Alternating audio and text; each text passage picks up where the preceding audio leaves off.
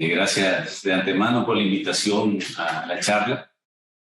Realmente es un tema de mucha importancia en el tratamiento de las parejas infértiles, ya que el porcentaje de parejas infértiles a nivel nacional y mundial es elevado.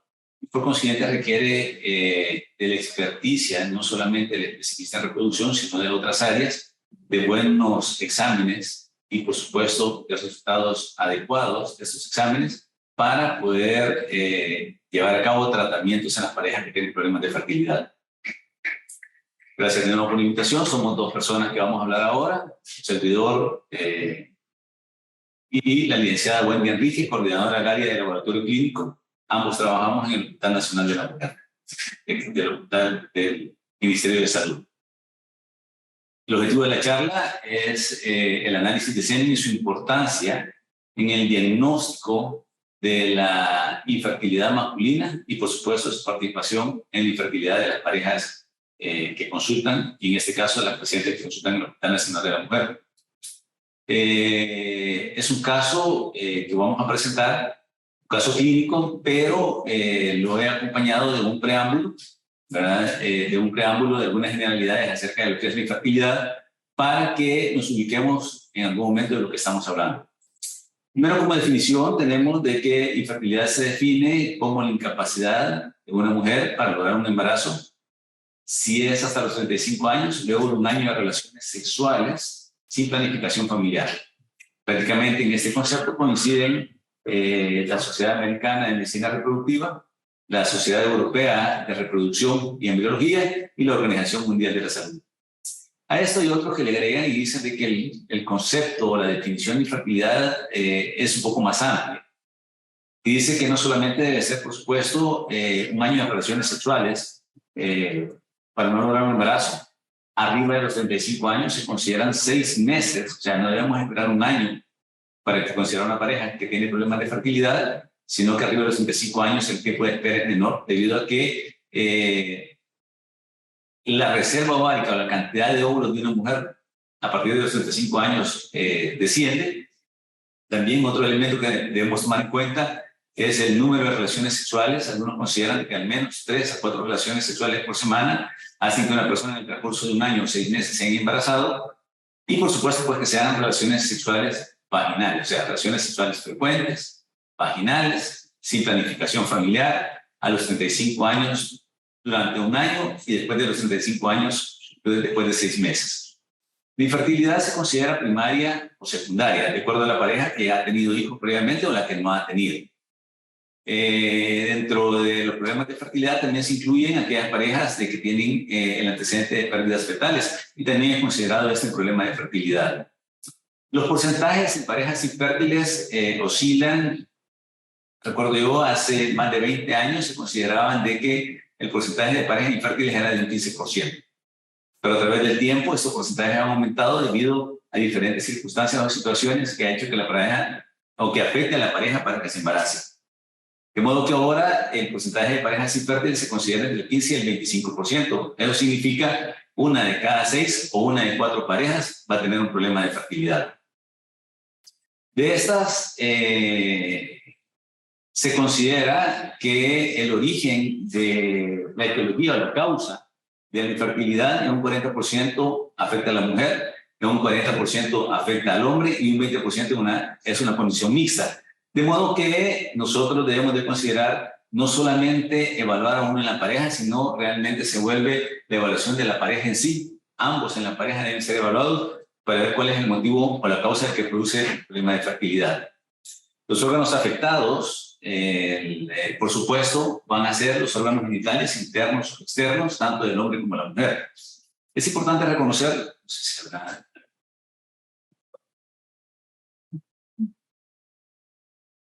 Bueno, es importante reconocer que las partes afectadas o los órganos diáneos afectados puede ser desde la vagina, el útero, la trompa de falopio, los ovarios, ¿verdad?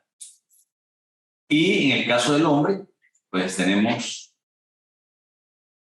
en el caso del hombre, pues pueden haber lesiones o alteraciones a nivel del pene, de la próstata, las vesículas seminales, los conductos deferentes y el testículo como órgano productor de espermatozoides. Cuando hablamos de etiología, decimos que las causas más frecuentes de infertilidad son los problemas infecciosos. De esto le sigue en un 30-40% son los problemas infecciosos y eso pueden afectar tanto al hombre como a la mujer. En segundo lugar, son los problemas de ovulación los que nos dan problemas de fertilidad. En tercero, la endometriosis, los problemas endócrinos le sigue a estos. Los problemas uterinos y los problemas genéticos son los que siguen en ese orden y que nos dan problemas de fertilidad. Para fines prácticos, en el caso del hombre, como mencionaba, tenemos que saber nosotros de que los espermatozoides se producen en el testículo.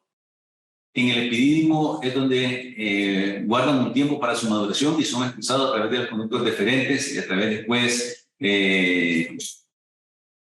a nivel peniano su expulsión para llegar a fecundar. Y por supuesto, pues el semen llega a la vagina, en donde el semen es depositado en el tercio superior de la vagina y los espermatozoides migran a través de la cavidad uterina, o sea, migran a través del cervix, pasan por la cavidad uterina, llegan a las trompas de falopio a fecundar el óvulo que ha sido, el óvulo maduro que ha sido expulsado por el ovario y depositado en el tercio distal de la trompa de falopio.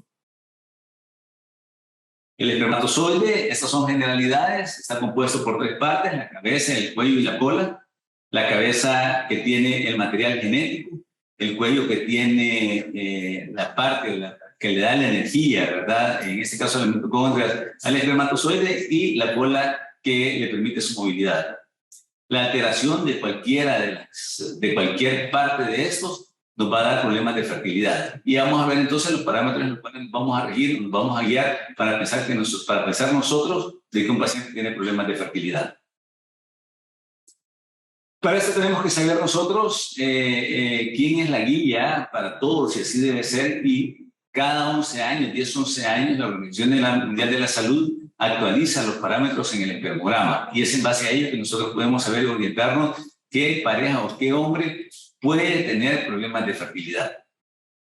El examen, ya la doctora hablará, por supuesto, pero el examen necesita al menos 2 días para ser realizado, al menos 2 días en relaciones sexuales y no más de 6 días en relaciones sexuales, y evaluados, por supuesto, en sus características macroscópicas y microscópicas. El volumen, voy a dar los parámetros generales del espermograma según la Organización Mundial de la Salud, parámetros dictados en el 2021, que son los últimos de los que debiésemos estar utilizando. El volumen de semen, 1.4 cc. La licuefacción es el tiempo que tarda el semen en volverse líquido, debe ser no más de 60 minutos. En cuestión de reproducción nos interesan a nosotros al menos o en promedio los 40 minutos, pero la Organización Mundial de la Salud define esto como no más de 60 minutos. La concentración de los espermatozoides por centímetro cúbico debe ser no menos de 16 millones. Y hay que tener en cuenta que estos valores son valores mínimos en cuestión considerados en el semen.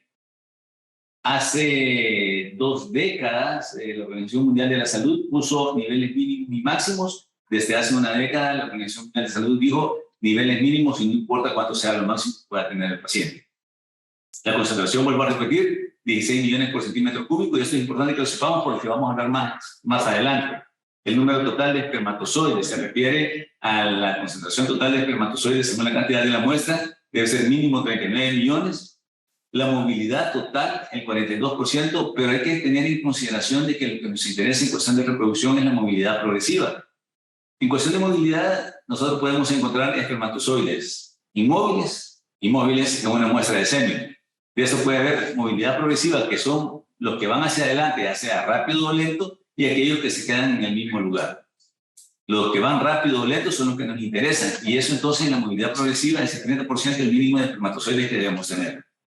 Los espermatozoides inmóviles debe ser al menos no más del 20%. Los espermatozoides vivos no menos del 54%, y las formas normales no mínimo el 4%, o sea, no menos del 4% de formas normales. Esto es importante porque hay que considerar que muchos de los espermatozoides son anormales. Entonces, que no nos asusta si nosotros tenemos un porcentaje de 10, 15% de formas anormales, 7%, porque eso está dentro de la normalidad. Es bueno de que tomen en consideración estos datos, los memoricen si es posible, porque más adelante vamos a ver los resultados de algunos espermogramas. Las alteraciones en el espermograma, mencioné hace un momento, si ustedes pueden ver el volumen, la liquefacción, la concentración, pues la disminución o cambios en estos parámetros nosotros los podemos considerar como anormales. El volumen se considera, si es menor de 1.4 cc, se considera hipospermia.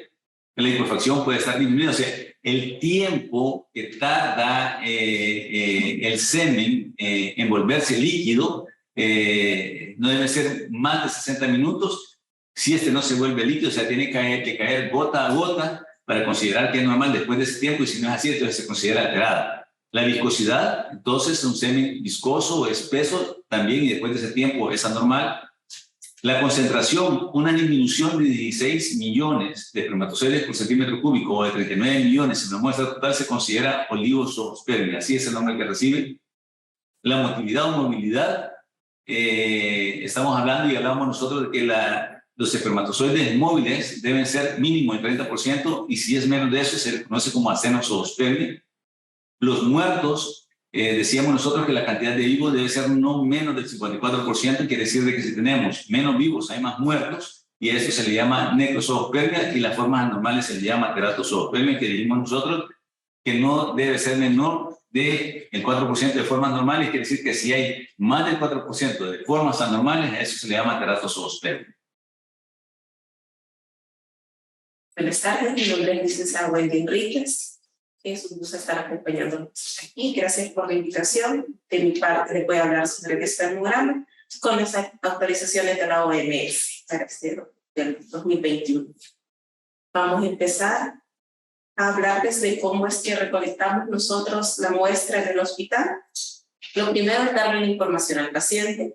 Tiene que ser una información clara al paciente, oral y escrita. Le decimos que tiene que tener una abstinencia de 3 a 5 días, porque ya como los criterios están establecidos, no debe ser de menos de 2 ni mayor de 7. Entonces tenemos como un promedio de 3 a 5 días de abstinencia para recolectar la muestra. La muestra se recolecta en un frasco de boca ancha, plástico, y es por masturbación. Debemos de tener una hojita para nosotros poner el nombre, el registro del paciente, la edad, y uno de los datos importantes sería la hora de la toma de la muestra, para posteriormente ver cómo se va a manipular la muestra y a qué hora vamos a comenzar el estudio. Acuérdense que la muestra es bastante contaminada, así que tenemos que tener todos los cuidados que conlleva. Entre los aspectos macroscópicos que se evalúan está lo que es el volumen, la apariencia, viscosidad, pH, olor y la liquefacción. Eso ya también lo está hablando el doctor, así que lo vamos a poner un poquito más, como decirles, hacerle un poquito más de énfasis en este momento. El volumen se determina por el peso, así lo estandariza la OMS, tiene que ser por pesada. Debemos de tener ya un frasco pesado con su etiqueta. Luego venimos y pesamos el recipiente con el semen que nos han dado y vamos a calcular la diferencia con el peso ya establecido menos el peso que nos ha dado el frasco con la muestra. Y así obtenemos ese dato. El valor de referencia es mayor de 1.4 y su alteración sería la hipospermia. Para el volumen, este debe ser un dato fiable porque a partir de ese vamos a calcular el número total de espermatozoides, así como también el calcular el número total de las células que se encuentran en el espermograma. Las características de un bajo volumen pueden ser por la obstrucción de los conductos eyaculatorios, problemas de pérdida de fracción del eyaculado. Eso es importante preguntarle al paciente porque eso sí nos podría traer inconvenientes en la muestra. Como puede ver también una eyaculación retrógrada. El alto volumen de semen puede indicarnos algún tipo de inflamación en los órganos accesorios. Otro de los aspectos macroscópicos es el olor. Este tiene que ser sui generis, pero también se va a reportar si se presenta un fuerte olor a orina o putrefacción, que puede indicarnos alguna infección. Otro de los valores también de referencia que debemos de tener es el pH, que estos se miden a partir de unas tiras parecidas a las que ocupamos para la medición de orina. Tenemos que mezclar bien la muestra, esparcemos una gota en la tira, esperamos unos 30 segundos y la ponemos contra el frasquito para evaluar los colores y así obtenemos la cantidad del pH. Y el valor de referencia tiene que ser mayor de 7.2. Otro de los aspectos macroscópicos tenemos la viscosidad, que si es normal, si nos cae gota a gota en el frasco, podemos poner una varilla y cómo se mira en la imagen, y va cayendo la muestra gota a gota y podemos decir que es normal. Si forma un moco de 2 centímetros, puede ser una viscosidad aumentada. La apariencia, debemos de ver qué color tiene el semen, si es rojo porque puede tener glóbulos rojos, ligeramente amarillos, eso nos está indicando que ha tenido tiempo de abstinencia bastante prolongados, o también por la dieta, los medicamentos o vitaminas que el paciente puede consumir. El verde puede indicarnos una infección. Recordemos que la apariencia normal del eyaculado es gris y opalescente, tiene que ser homogéneo. También puede aparecernos traslúcido porque a veces nos puede indicar una falta de concentración de espermatozoides en la muestra. Vamos a hablar un poquito más de la liquefacción. Como ya mencionaba el doctor, la liquefacción se tiene que dar de los 15 a los 30 minutos, es importante que se dé. Si no se registra los 30 minutos, le damos otro tiempo más, unos 30 minutos, y esperamos a ver que si ya está a los 60 minutos. Todo esto debemos indicarnos en la hoja de reporte para que el médico lo sepa. Los eyaculados pueden tener pueden tener microcoágulos y puede ser hasta cierto punto normal. Y la presencia de hilos de moco puede interferirnos en lo que es nuestros resultados. Los tratamientos para que se dé una liquefacción completa esta homogenización repetida de la muestra. Esto se puede hacer con una jeringa, con una aguja de 0.84 o de 0.69 milímetros. Se va mezclando y eso se tiene que registrar también en la hoja. Todo aquel procedimiento que hagamos de la muestra se tiene que registrar, porque a veces pueden dañar lo que es la morfología del espermatozoide, pero sí es necesario para realizar el espermograma. De los aspectos microscópicos que vamos a hablar ahorita son los siguientes. La movilidad. Esta es una parte bastante subjetiva. La OMS ha establecido unas tablas para poder estandarizar nuestros resultados. ¿Y cómo lo vamos a hacer? Vamos a utilizar alicuotas de 10 microlitros para la evaluación dobles. Tenemos que hacer 2 veces la muestra, montarlos. Vamos a evaluarlo con un objetivo al inicio del 10 ¿verdad? Para ver si la muestra está homogenizada, si no tiene artefactos, si no hay burbujas de aire, y luego lo vamos a pasar al 40 por. Desde ahí vamos a empezar a tener la idea de qué tipo de dilución le vamos a hacer y determinar las células, qué tipo de células hay para posibles estudios que le vamos a hacer a la muestra. ¿Cómo vamos a evaluarla y cómo vamos a contar para la movilidad? Vamos a tener, como ya les decía, que escanear varios campos. Si ustedes se fijan en la imagen, aparece un campo, escogemos la parte central del campo y no tenemos que irnos tanto a la orilla, porque ahí empieza a secarse más rápido la muestra. Tiene que ser en el área central. ¿Cuántos campos vamos a contar? Tenemos que contar por lo menos 5 campos y mínimo 200 espermatozoides. Estas son 2 reglas que se tienen que cumplir para realizar la movilidad. Un ejemplo, vamos a contar en el primer campo, digamos, yo tengo ya 98, yo sigo contando hasta llegar a 200. Si en el campo número 5 yo tengo 198 espermatozoides, tengo que contar en el grado 6 todos los espermatozoides de los 4 gramos para que tener un mayor, ¿cómo decirles?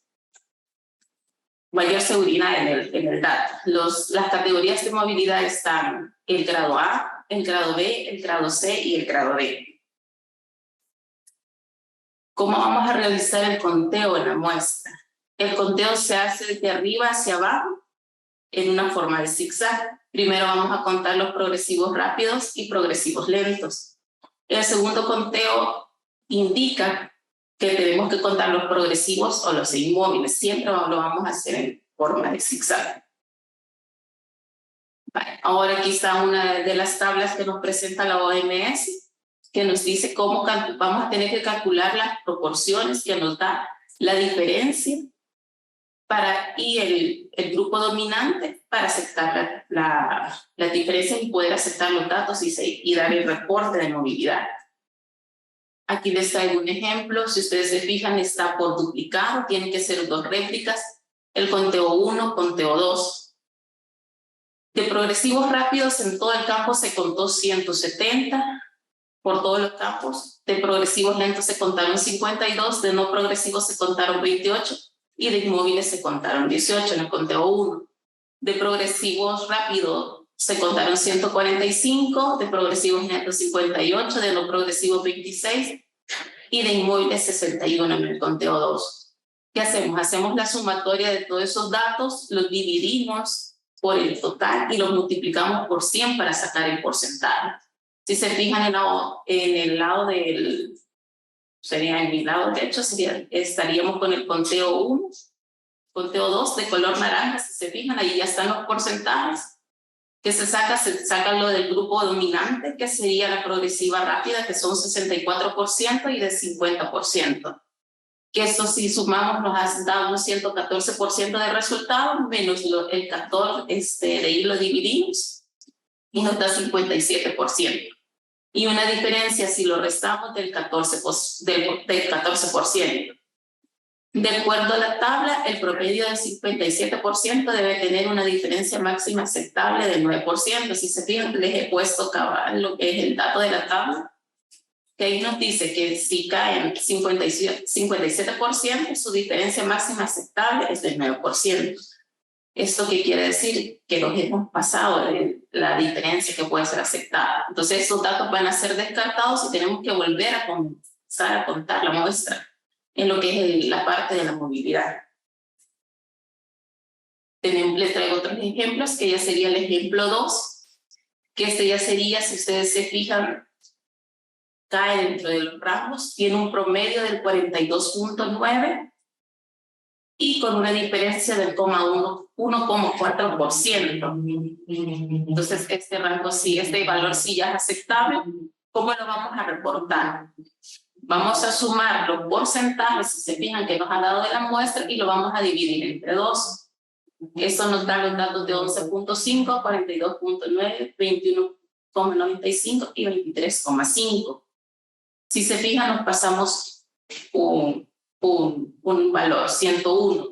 ¿Cómo hacemos para poder nosotros reportarle al médico el 100%? Ese lo llevamos al grupo dominante, se ajusta al grupo dominante, que en este caso sería el 43%. La movilidad de rango de referencia para este 2021, para el manual de la 6ª edición, nos dice que la movilidad progresiva es mayor del 30% de rápidos y lentos, y la estenozospermia sería una movilidad inferior al valor de referencia. Vamos a hablar también de lo que es la azospermia. ¿Qué pasaría si nosotros no encontramos espermatozoides en una muestra? La vamos a tener que centrifugar a 3000 gravedades por 15 minutos. Vamos a dejar el sobrenadante junto con el pellet, unos 50 microlitros. Vamos a homogeneizar la muestra y vamos a hacer 2 alicuotas diferentes de 10 microlitros cada una y los vamos a observar al microscopio. Si observamos los espermatozoides, vamos a tener que reportar la cantidad, movilidad y vitalidad que encontremos en este. Cuando no observamos espermatozoides, la muestra presentaría lo que es una azospermia. También otra cosa que se ve dentro de los primeros 30 minutos en el directo, cuando se está viendo la aglutinación, cuando se está viendo la movilidad, son la aglutinación espermática, y estos se reportan por grado 1, grado 2, que serían aislada, moderada, grado 3 de larga, y el grado 4 que sería densa o gruesa. También tenemos que diferenciar entre las agregaciones, que no es lo mismo que la aglutinación espermática. Las agregaciones son más que todas las adhesiones de espermatozoides inmóviles entre sí y adhesiones de espermatozoides móviles a hilos de moco, células espermáticas, epiteliales o basura o debris que puede haber en la muestra. Vamos a hablar de lo que es la vitalidad y vamos a diferenciar entre los vivos y muertos. Anteriormente nos tenemos que referir a móviles e inmóviles. En este caso vamos a decir, en la vitalidad serían los vivos y los muertos. No es necesario hacerse cuando hay un mayor de 40% de espermatozoides que son móviles. Nosotros siempre lo reportamos porque entre más datos tenga el médico para el paciente sería un mejor diagnóstico. Se realiza dentro de los primeros 30 minutos y se hace por un test recomendado que es de teosina-negrosina, el cual evalúa la calidad de la membrana que tenga el espermatozoide. Todo aquel espermatozoide que sea vivo estaría de color blanco porque no se ha adherido el colorante, que sería la eosina en este caso, a su membrana. Mientras que el que esté muerto tomaría el color como naranja de la eosina y la negrosina nos sirve como un fondo oscuro para poder verlos. Aquí está cómo se va a realizar. Se va a hacer un extendido, se toma el colorante, se coloca 50 microlitros del semen, del colorante, se mezcla, se hace el crotis y este se va a observar al 100%. Ahí ven unos ejemplos ustedes de los vivos que están completamente blancos y los muertos que están de un color de la eosina. Para sacar el dato se hace siempre por duplicado, se analizan las dos réplicas, se cuentan por lo menos 200 espermatozoides, se saca el porcentaje, el promedio de la diferencia para poder aceptar estos resultados. Vamos a hablar de la concentración espermática. Este es un tema bastante largo, lo del espermograma. No es tan sencillo de realizarlo, pero he tratado de resumirlo lo más que he podido. Con la concentración espermática, esto debería de hacerse siempre una media de 3 campos contados en el 40 por. La dilución siempre nos pide que sea por duplicado. La cámara que ellos indican que debemos de utilizar sería la cámara de Neubauer. Igual, vamos a contar como mínimo 200 espermatozoides. Siempre va a ser por duplicado. Vamos a sacar las diferencias que hay para sacar la concentración y la cantidad total de espermatozoides. Aquí más o menos les traigo un ejemplo de cómo sería para saber qué tipo de dilución vamos a realizar. Contamos 3 campos. Aquí no me interesa qué tipo de movilidades tienen. Aquí yo necesito saber cuántos espermatozoides hay en cada campo. Tenemos campo 1, campo 2, campo 3. Contamos de cada uno de los espermatozoides que hay, sacamos una media y de acuerdo a ese dato vamos a ver qué tipo de dilución vamos a hacer. Ahí está una tabla, como ustedes pueden ver.